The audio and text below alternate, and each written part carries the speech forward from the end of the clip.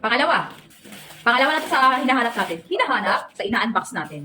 Very cute lang. Alam niyo guys, narinig niyo ba yun? Narinig niyo ba yun?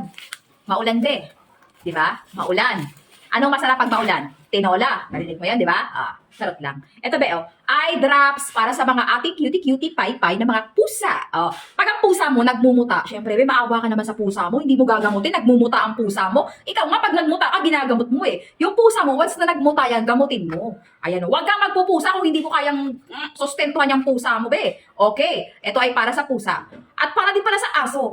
Okay, para sa pusa at para sa aso. Pag nagmumuta ang mga pusa at mga aso, yung mga alaga natin dyan, ito ang ipatak mo. Take note, para sa pusa at para sa aso. Hindi para sa atin ha, take note. Ayan yan.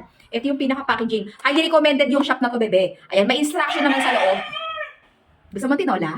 Okay, charot lang. Okay, may instruction naman sa loob. Ayan yan, be. Okay, guys, may instruction. Napakadali lang basahin. Hindi yan Chinese.